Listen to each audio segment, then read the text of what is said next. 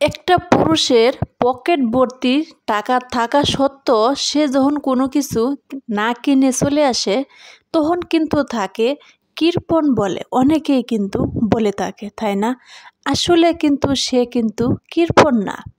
কারণ সে জানে যে তার কাঁধের উপরে অনেক অনেক দায়িত্ব পড়ে আছে। সে যদি পকেট ভর্তি টাকা দেখে অনেক কিছু খেয়ে ফেলে বা অনেক কিছু কেনাকাটা করে ফেলে, তাহলে তার পকেট ভর্তি টাকা শেষ হয়ে যাবে, কিন্তু তার কাঁধে যে একটা দায়িত্ব রয়েছে সে দায়িত্ব থেকে সে কখনোই মুক্তি পাবে না। কারণ একটা মানুষের উপরে যখন দায়িত্ব থাকে, তখন তার দায়িত্বটা, কর্তব্যটা পালন করতে হয়। কারণ সে যদি এভাবেই পকেটের টাকা শেষ করে ফেলে, তাহলে তার দায়িত্ব পালন করা হবে না। কারণ তার পরিবারের মানুষের মুখে হাসি ফোটাইতে হবে, সবার দেখাশোনা কিন্তু ওই পুরুষটা করতে হবে। সেজন্য ওই পুরুষ টাকা পকেটে থাকা সত্ত্বেও কোনো কিছু না কিনে চলে আসে। মনে যদি একটা জিনিস খেতেও চায়, তারপরেও কিন্তু সে পুরুষটা না খেয়ে চলে আসে। কারণ সে চায় যে তার পরিবার সুখে থাকুক, শান্তিতে থাকুক। একটা মানুষ যখন দায়িত্ব পালন করা শিখে যায়, তখন কিন্তু সে এরকমটাই হয়। কারণ যাদের কাঁধে কোনো দায়িত্ব দেওয়া হয়নি বা তারা কোনো দায়িত্ব পালন করতে শিখেনি, তারাই দেখবেন রাস্তাঘাটে এদিকে সেদিকে টাকা এভাবে তারা নষ্ট করে বেড়ায়। কারণ তারা কিন্তু টাকা নিজে ইনকাম করেনি। যদি ইনকাম করতো, তাহলে কিন্তু টাকাটা নষ্ট করার জন্য একটু হলেও ভাবতো। কারণ বাবার হোটেল থেকে যারা টাকাগুলা এদিক সেদিক করে, তারা বুঝতে পারে না যে টাকাগুলো কিভাবে আসে আর কিভাবে সে টাকাগুলো ইনকাম করতে হয়।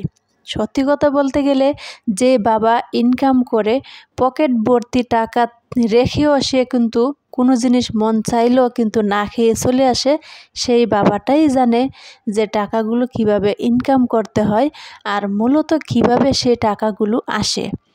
কিন্তু যে খরচ করে, যখন বাবার কাছ থেকে ছেলে টাকাগুলো নেয়, নিয়ে খরচ করে, তখন সে কিন্তু বুঝতে পারে না যে কী কষ্ট করে টাকাগুলো ইনকাম করতে হয়।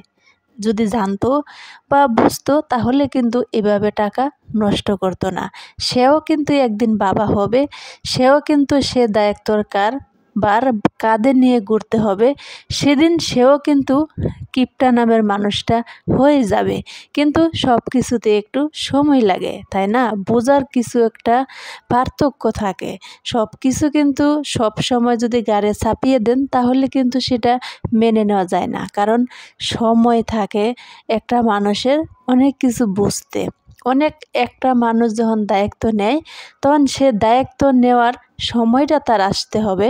সে বুঝতে হবে, আগে যাচাই করতে হবে যে দায়িত্বটা তার উপরে চাপিয়ে দেবেন, সে দায়িত্ব নেওয়ার বার বা যোগ্যতা তার আছে কিনা। তাহলে দেখবেন দায়িত্বর বার দিয়ে আপনি শান্তি পাবেন।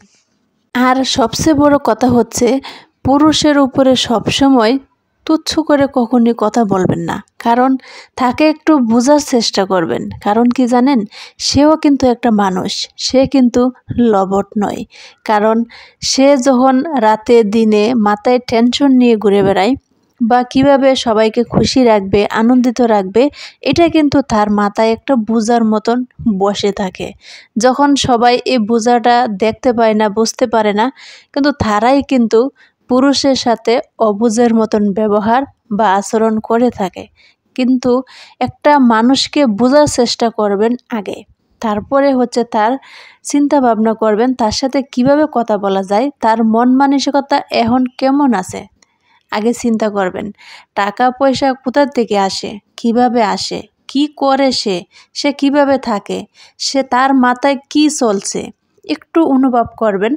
দেখবেন পরবর্তীতে তার সাথে ব্যবহার কিভাবে করতে হয়, কেমন করে করতে হয়, সেটা কিন্তু বুঝে যাবেন।